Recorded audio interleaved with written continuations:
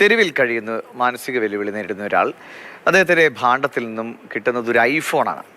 ഈ ഫോണിൽ ഉടമകളുടേതെന്ന് മനസ്സിലാവും. ഇപ്പോൾ എൻ്റെ സൈഡിൽ കാണാം, ഉടമകളുടേതെന്ന് കരുതുന്ന ഒരു ചിത്രം തെളിഞ്ഞിട്ടുണ്ട്. ഇപ്പോൾ തെരുവോരങ്ങളിലൊക്കെ കഴിയുന്ന ആളുകൾക്ക് വേണ്ടി സേവനങ്ങളൊക്കെ ചെയ്യുന്ന ആളാണ് തെരുവോരം മുരുകൻ.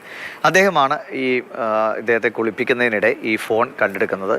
ഐഫോണിൻ്റെ ഉടമകളെ ഇതുവരെയും പക്ഷെ കണ്ടെത്താൻ കഴിഞ്ഞിട്ടില്ല. തെരുവോരങ്ങളിൽ കഴിയുന്ന നിർധനരായ ആളുകളെ കണ്ടുപിടിച്ച് അവരെ കുളിപ്പിച്ച് ഭക്ഷണവും വസ്ത്രവും ഒക്കെ കൊടുക്കുന്ന ഒരു സാമൂഹിക പ്രവർത്തകൻ, തെരുവോരം മുരുകൻ. പക്ഷേ കഥ അതല്ല.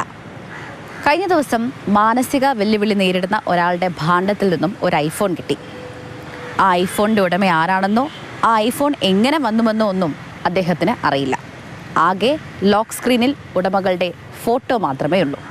ഇനി ബാക്കി കഥ അദ്ദേഹം തന്നെ നമുക്ക് പറഞ്ഞു തരും. കഴിഞ്ഞ ദിവസം ഇതുപോലെ ഒരു തമിഴ്നാട് സ്വദേശിനെ ഞങ്ങൾ കുളിപ്പിച്ച് വൃത്തിയാക്കി കഴിഞ്ഞപ്പോൾ വൃത്തിയാക്കി എല്ലാം കഴിഞ്ഞപ്പോഴത്തേക്കും അദ്ദേഹത്തിൻ്റെ വസ്ത്രത്തിൻ്റെ അകത്ത് കുറേ പാണ്ടക്കെട്ടൊക്കെ ഉണ്ടായിരുന്നു. വയറിന് ചുറ്റുമായിട്ടും അത് ഓരോന്നോരോന്ന് ഇങ്ങനെ എടുത്ത് മാറ്റി കഴിഞ്ഞപ്പോഴത്തേക്കും അതിൻ്റെ അകത്ത് ഈ കാണുന്ന ഐഫോൺ ഇരിക്കുകയാണ്. അപ്പോൾ പുള്ളിനോട് ചോദിച്ചു ഇത് എവിടെ നിന്ന് കിട്ടിയെന്ന് വെച്ചാൽ, അപ്പോൾ പുള്ളി പറഞ്ഞു നിങ്ങളെടുത്തോളാൻ പറഞ്ഞു പുള്ളി. അപ്പോൾ ഞങ്ങൾ വിചാരിച്ചത് കൊള്ളൂല്ലാത്തൊരു ഫോണായിരിക്കുമെന്ന് വിചാരിച്ച് അവസാനം ഞങ്ങൾ റൂമിൽ വന്നിട്ട് വൈകുന്നേരം ഇത് ചാർജ് ചെയ്ത് നോക്കിയപ്പോഴാണ് മനസ്സിലായത് ഇത് ഒരു 1,00,000 രൂപയ്ക്ക് മുകളിൽ വില വരുന്ന ഒരു വലിയ ഐഫോണാണെന്നുള്ളത്. അപ്പോൾ ചിത്രം തെളിഞ്ഞു, പക്ഷേ ആളെ കണ്ടെത്താൻ പറ്റിയിട്ടില്ല. അപ്പോൾ ഈ ഫോണുമായിട്ട് ഞങ്ങൾ കാത്തിരിക്കുകയാണ്, ഈ ആൾ വരാൻ വേണ്ടി ഞങ്ങൾ കാത്തിരിക്കുകയാണ്. പോലീസ് സ്റ്റേഷനുമായി ബന്ധപ്പെട്ടിരുന്നു. ഗുരുവായൂർ CA നേരിട്ട് വിളിച്ചു, ഫോണിൽ സംസാരിച്ചായിരുന്നു. അപ്പോൾ CA അപ്പോൾ ഇനി പറഞ്ഞേക്കണമെന്ന് പറഞ്ഞാൽ അവിടെ സ്റ്റേഷനിൽ ഇത് ഏൽപ്പിക്കാനാണ് പറഞ്ഞിരിക്കുന്നത്. അപ്പോൾ അടുത്ത ദിവസം ഇനി ആരും വരാത്തതുകൊണ്ട് ഇനിയിപ്പോൾ അടുത്ത ദിവസം ഏറ്റവും അടുത്ത ദിവസം തന്നെ ഗുരുവായൂർ പോലീസ് സ്റ്റേഷനിൽ രേഖാമൂലം ഇത് ഹാൻഡ് ഓവർ ചെയ്യാനാണ് ഇപ്പോൾ തീരുമാനിച്ചിരിക്കുന്നത്. ഏതായാലും തെരുവോരം മുരുകൻ നിലവിൽ അസ്വസ്ഥനാണ്.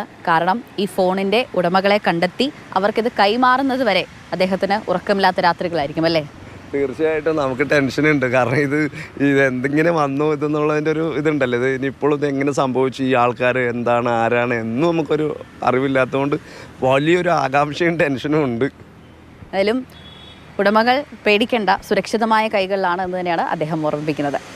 ക്യാമറമാൻ ശരത്തമ്പാട്ടുകാവിനൊപ്പം സ്നേഹ മൊല്ലൈനാൻ, മാതൃഭൂമി ന്യൂസ്, കൊച്ചി. സ്നേഹ, നമുക്കിപ്പം കൊച്ചിയിൽ നിന്നുണ്ട്. സ്നേഹ, എന്തെങ്കിലും വിവരം കിട്ടിയോ ആരാണ് ഉടമസ്ഥരെന്നതിനെ കുറിച്ച്? നമുക്കൊക്കെ സാധാരണഗതിയിൽ ഒരു ഐഫോൺ തെരുവോരത്ത് നിന്ന് കിട്ടിയാൽ എന്ത് ചെയ്യും? നമ്മൾ ശരിക്കും പേടിക്കും, ഒരു നിമിഷം പകച്ചു പോകും. അപ്പോൾ ഈ സംഭവം എന്ന് പറയുന്നത് ഈ തെരുവോരം മുരുകൻ, അതായത് പ്രത്യേകിച്ച് ആമുഖമൊന്നും ആവശ്യമില്ലാത്ത ഒരാളാണ് എങ്കിലും അതായത് ഈ നിർധനരായ ഈ തെരുവോരങ്ങളിൽ കഴിയുന്ന ആളുകളെ കണ്ടെത്തി അവരെ കുളിപ്പിച്ച് അവർക്ക് പുതിയ വസ്ത്രവും ഭക്ഷണവും ഒക്കെ നൽകുന്ന ഒരു സാമൂഹിക പ്രവർത്തകനാണ്. 24 വർഷമായിട്ട് ഈ സാമൂഹിക പ്രവർത്തന രംഗത്ത് അദ്ദേഹം സജീവം ആണ്. നിരവധി പുരസ്കാരങ്ങളൊക്കെ ഇതിനോടകം തന്നെ നേടിയിട്ടുള്ള ഒരു വ്യക്തിയാണ്. അങ്ങനെ ഇരിക്കെ കഴിഞ്ഞ ദിവസമായിരുന്നു ഈ തെരുവോരം മുരുകൻ ഒരാളെ, അതായത് മാനസിക വെല്ലുവിളി നേരിടുന്ന ഒരാളെ കുളിപ്പിക്കാനായിട്ട് കൂട്ടിക്കൊണ്ട് വന്നപ്പോൾ അയാളുടെ ഷർട്ട് അയച്ചപ്പോഴായിരുന്നു അതിനുള്ളിൽ ഒരു ഐഫോൺ കണ്ടെത്തിയത്.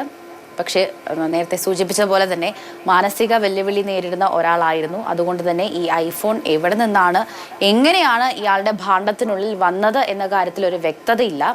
ചോദിച്ചപ്പോൾ നിങ്ങൾ എടുത്തോ എന്ന് മാത്രമാണ് അദ്ദേഹം പറയുകയുണ്ടായത്. അതിനുശേഷം എവിടുന്ന് കിട്ടിയെന്ന് ചോദിച്ചപ്പോൾ പറഞ്ഞ കാര്യങ്ങൾ പിന്നെയും പറഞ്ഞുകൊണ്ടിരിക്കുകയായിരുന്നു. അതോടൊപ്പം തന്നെ മാനസിക വെല്ലുവിളി നേരിടുന്ന ഒരാളായതിനാൽ തന്നെ അവർ അദ്ദേഹത്തെ ബുദ്ധിമുട്ടിച്ചില്ല. ശേഷം കുളിപ്പിച്ച് പറഞ്ഞു വിടുകയായിരുന്നു. പക്ഷേ ഇവിടുത്തെ ഒരു പ്രധാന വെല്ലുവിളി അവർ നേരിട്ടത് എന്തെന്ന് വെച്ചാൽ ഈ ഫോൺ എയർപ്ലെയിൻ മോഡിലായിരുന്നു. അതുകൊണ്ട് തന്നെ മെസ്സേജ് വരുന്നതോ ആരെങ്കിലും വിളിച്ചാലോ അറിയാൻ സാധിക്കാത്ത ഒരു അവസ്ഥയായിരുന്നു. ആകപ്പാടെ ആ ഒരു ലോക്ക് സ്ക്രീനിലുള്ള ആ ഉടമയുടേതെന്ന് സംശയിക്കുന്ന രീതിയിലുള്ള ഒരു പ്രൊഫൈൽ പിക്ചറായിരുന്നു. ആ പ്രൊഫൈൽ കാണുമ്പോൾ തന്നെ നമുക്ക് മനസ്സിലാകാം അവരുടെ കല്യാണ സമയത്ത് എടുത്ത ഒരു ഫോട്ടോയായിരുന്നു. ആ ഫോട്ടോ മാത്രമേ മനസ്സിലാകുകയുള്ളൂ. പക്ഷേ ആരാണ് ഇതിൻ്റെ ഉടമ, എങ്ങനെയാണ് ഇവരുടെ കയ്യിൽ നിന്നും നഷ്ടപ്പെട്ടത് എന്ന കാര്യത്തിൽ ഇതുവരെയും വ്യക്തത വന്നിട്ടില്ല. ഏതായാലും ഗുരുവായൂർ പോലീസിനെ വിവരം അറിയിച്ചിട്ടുണ്ട്. ആ ഭാഗത്തു നിന്നാണ് ഈ ഒരു ഫോൺ കണ്ടെത്തിയത്.